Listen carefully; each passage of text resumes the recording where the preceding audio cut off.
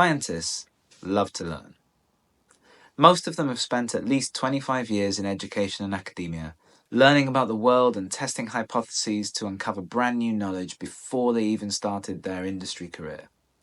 In biotech, as a sector overall, 47% of people are scientists, at least by education. And in early stage drug development and discovery companies, this percentage is certainly much higher. It's a firm belief of mine that the companies that succeed in the future will have learning and development at the core of their culture. The world is moving so fast and changing so quickly that the way we operate today, even at the cutting edge, will be out of date in 18 months. So as organizations, supporting the development of our people is a fundamental requirement for survival, let alone growth. And in fact, according to the World Economic Forum, by 2025, 50% of all employees will need reskilling. And if you want to add skills and capabilities to your business and to enhance the capacity of your company as a whole, you really only have three options.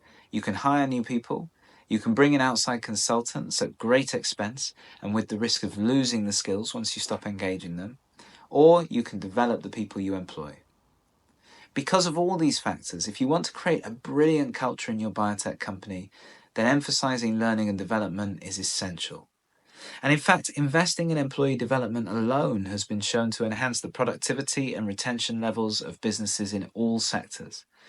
And in research conducted for LinkedIn's Workplace Learning Report, 94% of employees said that they would stay at a company longer if it invested in their career development. That's a huge number, and it suggests immediate wins in terms of engagement and retention, even before the return on skills developed kicks in. The first step to take in developing a learning culture is to encourage and role model continuous learning. When leaders visibly and actively embrace learning, employees are much more likely to follow suit.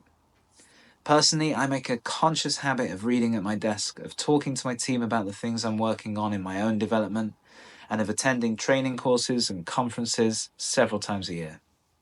In a study by the Harvard Business Review, it was found that leaders who prioritize and participate in learning 26% more likely to have team members who actively seek out development opportunities. And at Microsoft, CEO Satya Nadella's insistence on a learn-it-all mindset, as opposed to a know-it-all mindset, has been credited as the driving force behind their cultural and financial transformation. It's also crucial to focus your development efforts on enhancing people's strengths, not on rectifying their weaknesses. When development conversations begin, most people focus on what they're not good at. And sometimes it's important to bring those things up to an acceptable standard, but if your attention is on improving what's bad, you might eventually get to not bad.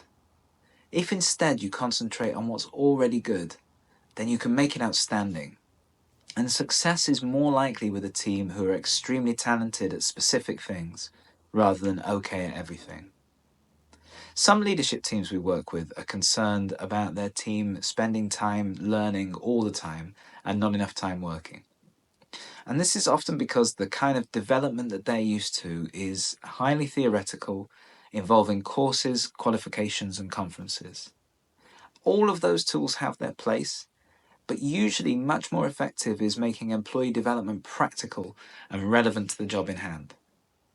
Our recommendation is that 2/3 of an individual's development plan should center on their current role, with the remaining third available for longer-term skill acquisition.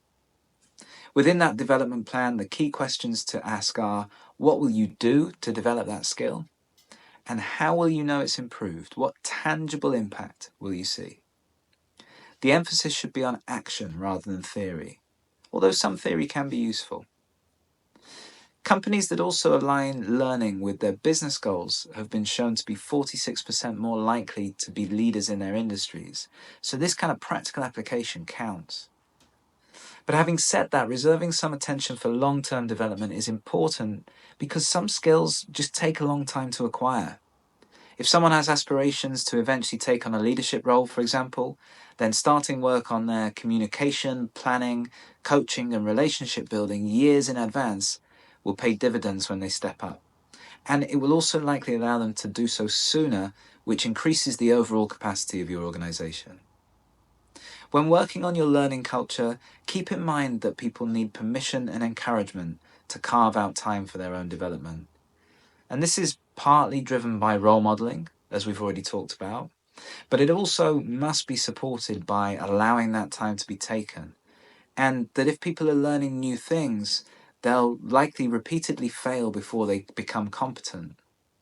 In the past, I've talked about Google's famous Project Aristotle, in which psychological safety was shown to be the single most important factor in team success. Permission to make and learn from mistakes is an essential ingredient in creating that psychological safety. Creating a learning environment in which developing skills and competencies is a part of daily life will be a fundamental differentiator for biotech companies as we all accelerate into the future.